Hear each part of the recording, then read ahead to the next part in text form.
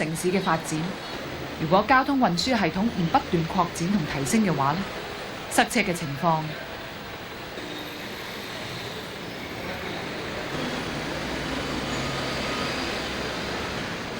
意外嘅數目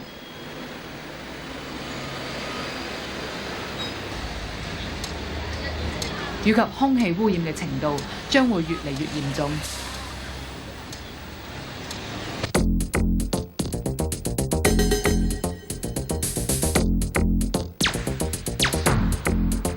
近呢10年，唔少國家嘅政府投放大量嘅資源，研究將高科技應用喺交通上，發展所謂嘅智能交通運輸系統。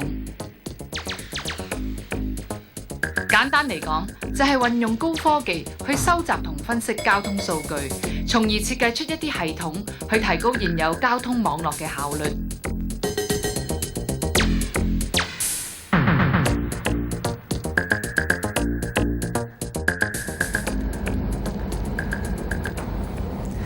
一邊搭車，一邊可以接收到唔同嘅資訊，有航班嘅資料啦，有新聞簡報，仲可以知道現時呢架車去到邊度，仲有幾遠至到。新科技確實可以帶俾我哋更舒適方便嘅乘車經驗。政府計劃未來嘅交通運輸系統會更廣泛應用高科技。咁究竟科技可以點樣幫助我哋改善交通呢？而運用嘅初期又點樣先可以避免發生好似新機場開幕時候嘅混亂情況呢？早在10幾20年前，香港政府已經開始將交通監察同管理系統電腦化。不過所涉及嘅並唔係最尖端嘅科技。呢啲監察路面交通情況嘅閉路電視，分佈喺香港主要嘅道路網絡同隧道上邊，大約有1000部咁多。影像通過光纖輸送返交通控制中心，咁就可以清楚咁監察到路面情況啦。地面呢啲黑線埋喺下面嘅，其實係可以探測汽車流量嘅感應線圈。當汽車駛過，線圈就會記錄。配合埋交通燈嘅系統，就可以自動調節交通燈轉燈號嘅時間啦。邊條路多車行，綠燈嘅時間就會長啲。呢度就係控制整個九龍同新界7成紅綠。第二張相咧就會顯示咧，同一架犯規嘅車輛咧係進入嗰個路口，而當時嘅紅燈係着緊嘅。就如果將來就係資源許可嘅話咧，就我哋希望咧將個覆蓋面咧就擴展到去1:10。意思即係話咧喺每10個裝有交通燈控制嘅系統裏邊咧，就會有1個咧係裝設呢個衝紅燈攝影機嘅系統嘅。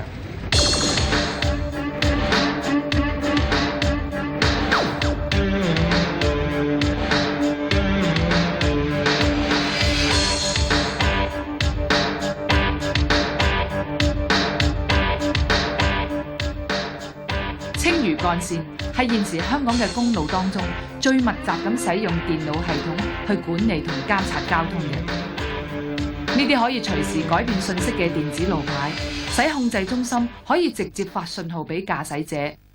例如用嚟防止過高車輛進入青馬管制區。首先，呢一對紅外線探測器會感應到有冇過高嘅車輛經過，係進入嗰個路口，而當時嘅紅燈係着緊嘅。就如果將來就係資源許可嘅話咧，就我哋希望咧將個覆蓋面咧就擴展到去1:10。意思即係話咧喺每10個裝有交通燈控制嘅系統裏邊咧，就會有1個咧係裝設呢個衝紅燈攝影機嘅系統嘅。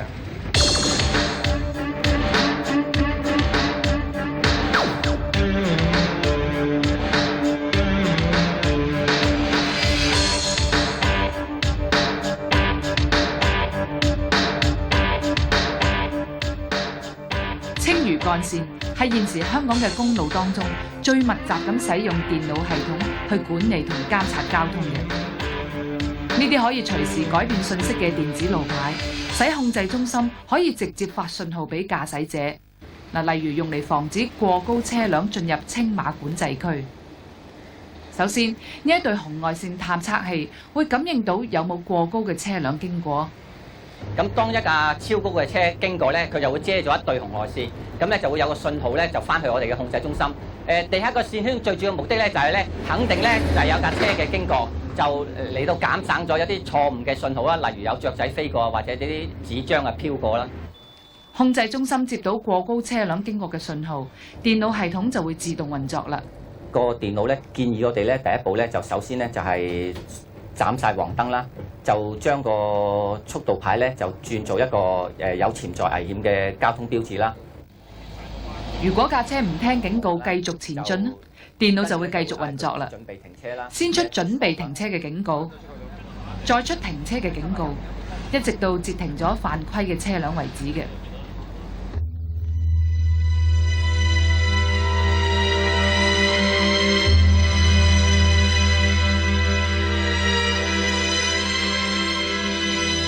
香港雖然都有應用交通科技，但係一遇到嚴重嘅交通事故，馬路嘅擠塞情況往往係一發不可收拾嘅。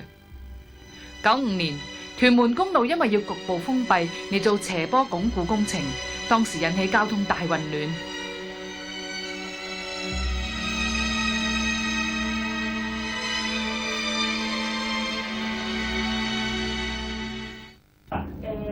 當時政府臨急臨忙喺運輸署成立一個緊急應變中心，方法就係好幾個政府部門嘅人員坐埋喺同一間房，主要利用電話同傳真嚟到通訊，係非常落後嘅。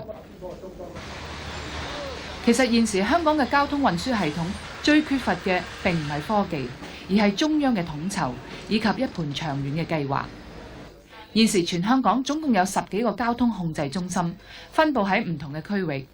有啲係管隧道，有啲係管公路，有啲就負責交通燈同閉路電視。呢啲控制中心有啲由政府自己管，有啲就交由私人公司打理。而個別控制中心所用嘅電腦系統來自唔同嘅國家，之間唔可以統一連接。咁遇到緊急情況要同警方、消防局聯繫呢，就只能靠電話啦。美國加州呢個交通控制中心5年前同香港嘅系統並冇同其他區嘅控制中心以及相關部門聯繫起嚟。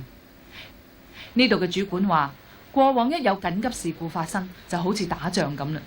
We have experienced that operator used to get frustrated by not getting information on time or by calling different people and not receiving right information on time, by faxing information to different places and then they will call back to get more clarifications or more detail.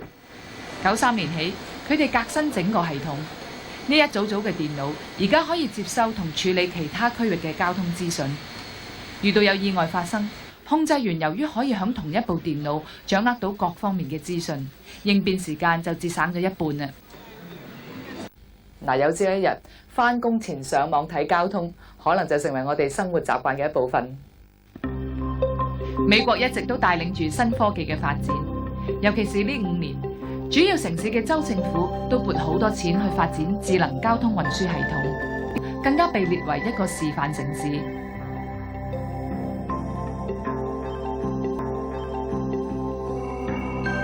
喺呢度住嘅人好容易就掌握到準確嘅交通消息。住響市中心以外嘅 Michael， 每朝起身沖完咖啡，就係時候要查下呢一部手掌型電腦咧。Okay, let's see. What do we got? Looks like a lot of traffic here. 17 miles an hour. That's not very fast. 呢部電腦可以睇到西雅圖市一帶即時嘅交通情況嘅。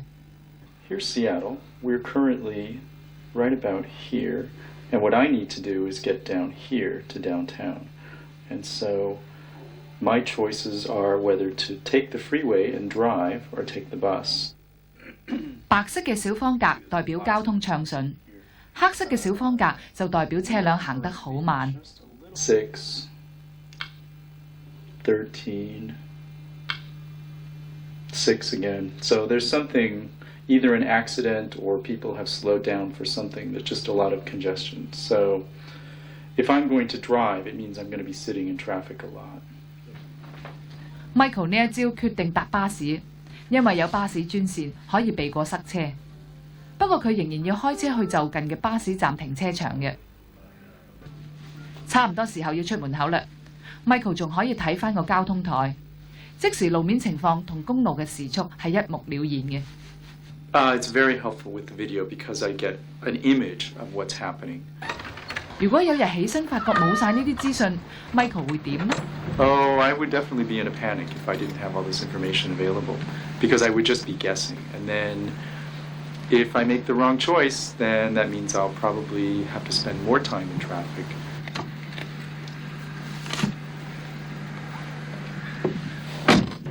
上咗車冇電視機，駕駛當中又唔係幾方便用電腦 ，Michael 都仲可以靠隻電子錶接收到最新嘅交通情報嘅。It's triple insurance. That's a good way to put it. It's kind of a backup of a backup of a backup. Though they're actually, each service is a little different. They give you specific information in different ways. 香港電台交通消息報導。香港嘅司機主要就靠收聽電台嘅交通消息，又或者問的士台去知道路面嘅情況。如果台唔準㗎，咁我哋都真係冇晒計㗎，坐咗喺度㗎。我都運咗2個幾鐘頭啊，試過喺條公路。睇翻西雅圖嘅 Michael， 佢泊好車之後就轉乘巴士返工。呢度嘅巴士站就好似機場咁，有電視提供即時班次嘅資料嘅。The schedules are there, but buses don't always keep to them because of traffic. So this will tell you where it's going to be, at what bay, and you have an idea of exactly where to be at exactly the right time. So it's very, very helpful.